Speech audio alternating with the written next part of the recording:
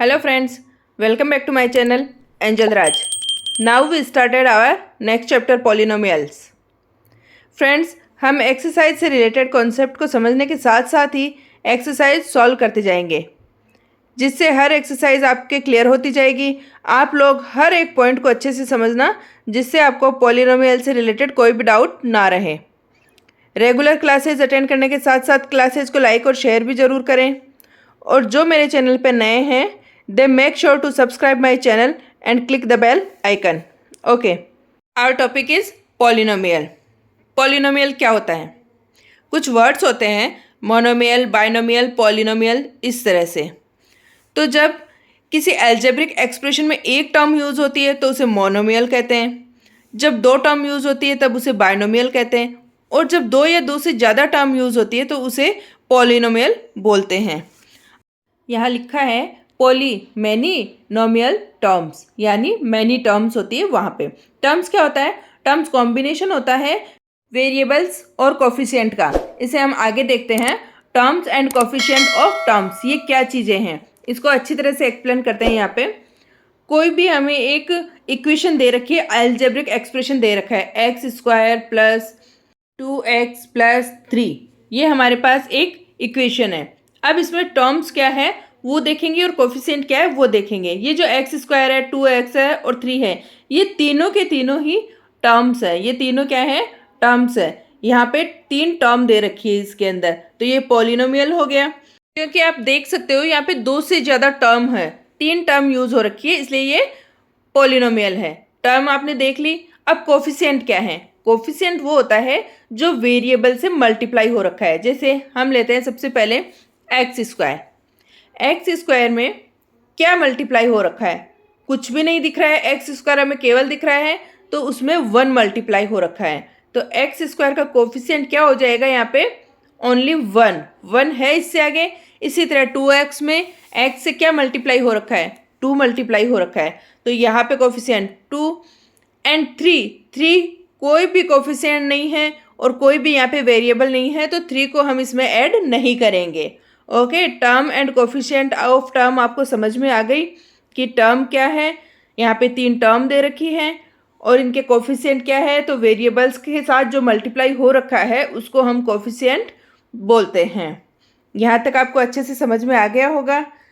अब इससे रिलेटेड कुछ एग्जाम्पल लेके और सॉल्व करते हैं। हम एग्जाम्पल लिखते हैं यहाँ पे 4x³ + 5x² + 2x + 8। अब हमने ये एक इक्वेशन लिखी है। इसमें पहले तो हम टर्म्स देखेंगे। टर्म्स कौन कौन सी है? तो जो है -4x² हमने लिखा है, ये एक टर्म है। 5x², 2x एंड 8, ये यहाँ पे 4 टर्म दे रखी है, यानी ये पॉलिनोमियल तो है। तो अब हम कोफिशिएंट देखते हैं। यहाँ पे कोफिशिएंट लिखेंगे सबसे पहले x³ का, coefficient of x³। First term में हमारे x³ है, इसलिए हम x³ का कोफिशिएंट लिखेंगे। क्या है? -4। देन कोफिशिएंट ऑफ x², वो क्या है? +5। यहाँ पे 5 दे रखा है, x² से जो मल्टीप्लाई है। कोफिशिएंट ऑफ x = 2, x से मल्टीप्लाई 2 हो रखा है। अब 8 के साथ में कोई भी वेरिएबल नहीं दे रखा, तो हम लिखेंगे x⁻0। Then coefficient of x⁻0 is 8। x⁻0 का कोफिशिएंट क्या है? यहाँ पे 8 दे रखा है। Terms and coefficient of terms हमने समझ लिए हैं। चलिए नेक्स्ट हम देखते हैं डिग्री ऑफ पॉलिनोमियल। अब x⁻5 - x⁻4 + 3 हमारी एक इक्वेशन दे रखी है। इसमें हमें डिग्री देखनी है कि डिग्री क्या है। तो जो सबसे बड़ी पावर दे रखी है वो हमारी डिग्री है। x⁻5 यानी इस इक्वेशन की डिग्री क्या है? 5 है। नेक्स्ट और एग्जांपल लेते हैं। 2 - y² - y³ + 2y8। तो यहाँ पे जो सबसे बड़ी डिग्री है वो है 8, 2y8 दे रखा है, तो इस इक्वेशन की डिग्री हो जाएगी 8। ओके, नेक्स्ट एग्जांपल लेते हैं हम। 2, ओनली 2 दे रखा है। यहाँ पे कोई भी वेरिएबल नहीं है, तो वेरिएबल नहीं होगा तो उसकी डिग्री भी नहीं है। तो यहाँ पे इस टर्म में वेरिएबल की डिग्री हो जाएगी 0। हम यहाँ पे लगा देते हैं x⁻0, क्योंकि जब वेरिएबल की डिग्री 0 होती है तो उसकी वैल्यू 1 हो जाती है। तो इस टर्म में 2 मल्टीप्लाई 1 ही दे रखा था, और 1 कब होगा? जब x की पावर 0 होगी। ओके, अब इस टर्म की डिग्री हम लिख देते हैं 0। एक अदर एग्जाम्पल और लेके हम समझते हैं। 8x की पावर 4 प्लस 2x की पावर -1 प्लस 9। अब हम यहाँ पे देख रहे हैं कि x की पावर 4 ज़्यादा है, लेकिन जो हम देख रहे हैं 2x की पावर -1। -1 में जब हमें कोई डिग्री दे रखी होती है तो क्या वो एक्सप्लेन करने लायक है, या उसको डिग्री में हम काउंट कर सकते हैं? तो हम देखते हैं कि जब माइनस में कोई डिग्री दे रखी होती है तो उसको हम नॉट डिफाइंड बोलते हैं, कि हम उसकी डिग्री वेरीफाई नहीं कर सकते, उसको डिग्री में हम नहीं लिख सकते। तो जब इस तरह से कोई क्वेश्चन हो, वहाँ पे x की पावर 4 वाली डिग्री नहीं लिखेंगे, हम इसको लिखेंगे नॉट डिफाइंड। ये इक्वेशन डिफाइंड करने लायक नहीं है। ओके, नेक्स्ट पढ़ते हैं हम एक्सरसाइज पे। तो फर्स्ट क्वेश्चन है, which of the following expression are polynomial in one variable and which are not. हमें बताना है कौन से वन वेरिएबल हैं, कौन से नहीं। फर्स्ट क्वेश्चन है 4x² - 3x + 7। इसमें हमें केवल x दे रखे हैं, x हमारा वेरिएबल है, इसलिए इसको हम बोलेंगे ये हमारा वन वेरिएबल पॉलिनोमियल है। ओके, सेकंड है हमारा y² + √2। इसमें भी हमें वन वेरिएबल फाइंड हो रहा है, y² हमें दिख रहा है, तो ये भी हमारा वन वेरिएबल पॉलिनोमियल है। सेकंड है हमारा 3√t + t√2। अब ये हमारा पॉलिनोमियल वन वेरिएबल में नहीं है, क्योंकि जब रूट में कोई वेरिएबल आता है तो उसको हम वन वेरिएबल में काउंट नहीं करेंगे, क्योंकि हम यहाँ पे √t को t की पावर हाफ या t की पावर 1/2 लिखेंगे। जब डिग्री 1/2 में इस तरह से होती है तो वो फुल वेरिएबल नहीं होती, उसको वन वेरिएबल में काउंट नहीं करते। तो थर्ड पार्ट को हम वन वेरिएबल पॉलिनोमियल नहीं लिखेंगे। फोर्थ वन है हमारा y + 2/y।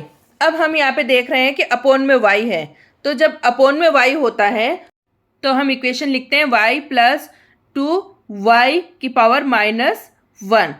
जब अपॉन में y था तब हम ऊपर ले गए उसको, तो माइनस की पावर हमने लगा दी। जब डिग्री माइनस में आती है तो पॉलिनोमियल वन वेरिएबल में काउंट नहीं होता है। नेक्स्ट क्वेश्चन है हमारा x की पावर 10 + y की पावर 3 + t की पावर 15।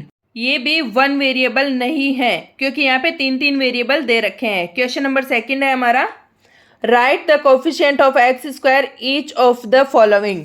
हमें चारों पार्ट्स में से x² का कोफिशिएंट फाइंड करना है। फर्स्ट ऑफ लेते हैं हम 2 + x² + x।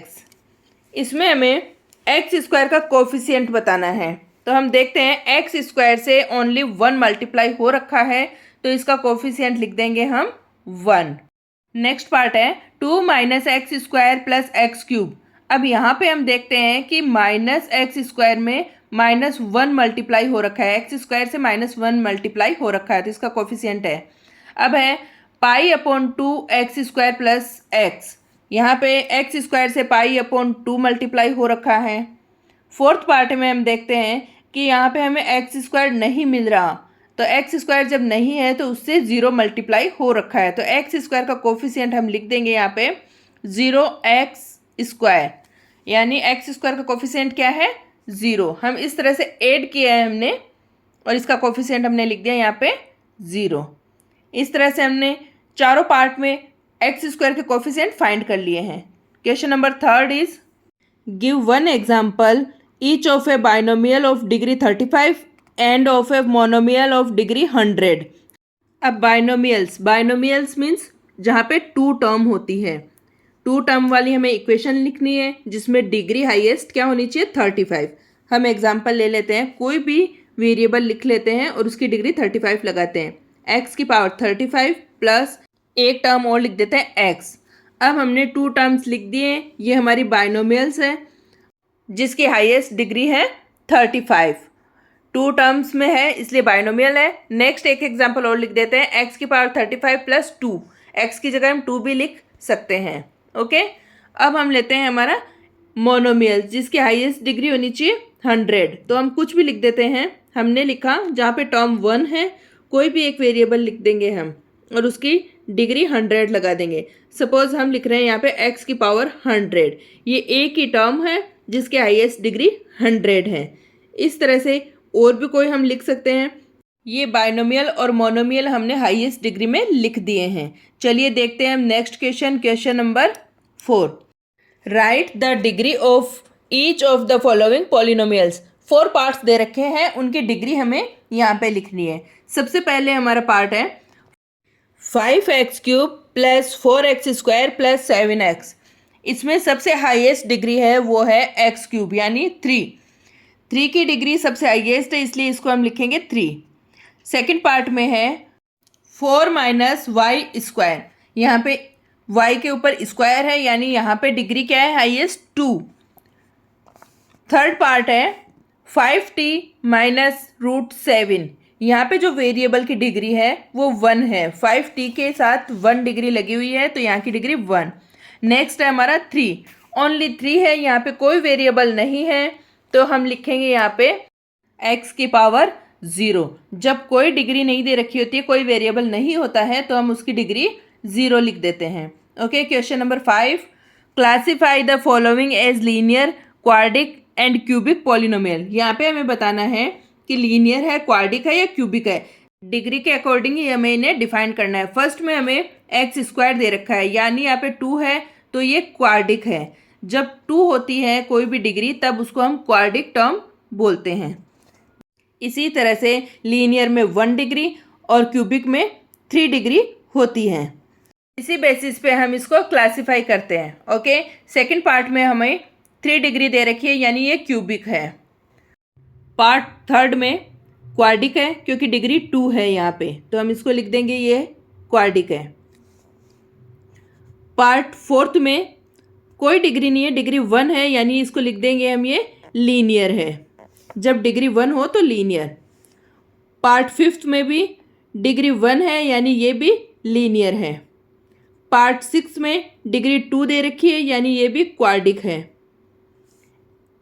पार्ट 7 में डिग्री 3 दे रखी है यानी ये क्यूबिक है। इसी के साथ एक्सरसाइज 2.1 कंप्लीट होती है।